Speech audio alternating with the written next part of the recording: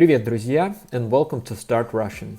And in today's video, we'll be talking about the prepositional case.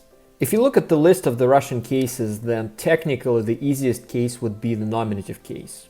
Because the nominative case is like the dictionary case or the base case of nouns, and there's not much to learn about it. So if we don't count nominative, then the prepositional case is definitely the easiest of the Russian cases. So if you're a beginner in Russian and you're just starting to dabble in cases, this is a great video for you. And when we talk about cases in Russian, there are only two things that you need to know about each case. First thing is meaning. What does a case mean? When do we actually apply it? What triggers it? And the second thing is form. In other words, how do we actually put words in that case? What endings do we add or apply in order to put words in that case? And the reason why the prepositional case is considered to be the easiest, if we don't count nominative, of course, is because it's both its meaning and its form are very easy and straightforward. So let's start with the meaning. What meaning does the prepositional case have in Russian? In other words, when do we put words in that case? What triggers it? And the meaning of the prepositional case is super easy. It's location. In other words, whenever you say in Russian where something is, you express its location, then the noun that is expressing that location is going to have to be put in the prepositional case. In particular, it's used very commonly with the preposition v in Russian, which means in. For example, if you say in the house or in New York, or in the car, right? So all those words in Russian, house, New York, car, they would have to be put in the prepositional case because they express location and they're used with the preposition in. So you guys will probably agree that this meaning is very straightforward and easy to understand. Sometimes the prepositional case is even referred to as locative, even though technically its name is officially prepositional. Now let's look at the second aspect that we need to learn about this case, and that is its form or its endings. And as I already mentioned, the form of the prepositional case is also very easy because all three genders of nouns in Russian, masculine, feminine, and neuter, all take the same ending in the prepositional case, and that ending is ye. Again, this case is super student-friendly, right? You won't see it in any other case in Russian, right? In all the other cases, you would have to look at the gender, whether it's masculine or feminine, right?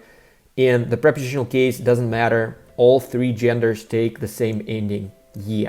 Okay, guys, let's look at some examples. Let's take a typical masculine noun, dom.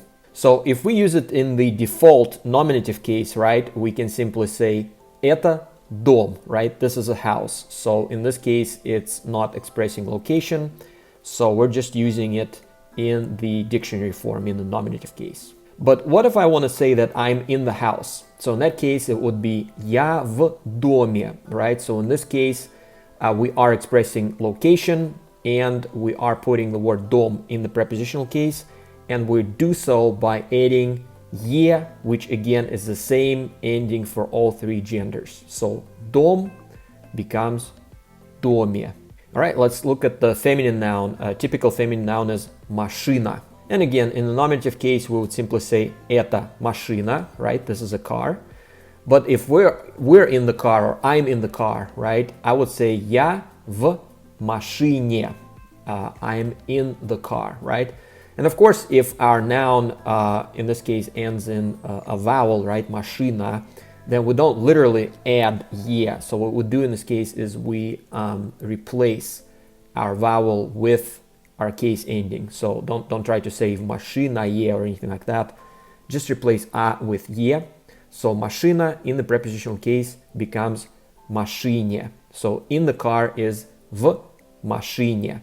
And let's take a typical neuter noun, for example, небо. Небо is the sky. So again, if we use it in the nominative case, we can simply say это небо. This is the sky, right? So we're just stating its existence. But then if we want to express that something's in the sky, for example, the sun, right? We would say солнце в небе, right? The sun is in the sky. And again, небо technically ends in a vowel, right? Небо. So in this case, we simply replace its vowel ending with our target case ending, right? So небо becomes небе. So in the sky is в небе. And again, you guys can see that all three genders take the exact same ending, which again is what makes the prepositional case so easy and student friendly. And again, if you're a beginner, this is a great illustration for you to see how Russian cases work, right? Because English essentially does not have grammar cases. So in English, nouns essentially don't change, right? Whether you're saying this is a house or I'm in the house, right? The word house is not going to change any endings. It's not going to, add any endings or vowels or anything like that. But in Russian, yes, it's very sensitive like that, right? You have to know what triggers a certain case and then what ending are you supposed to apply. And this is a great illustration, very easy, very straightforward. You can see how words change when you put them in a different case in Russian.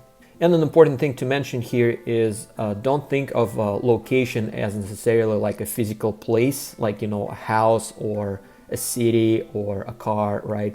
So prepositional case actually affects any kind of nouns as long as you use them with the preposition in, right? So it may be something in the book, right?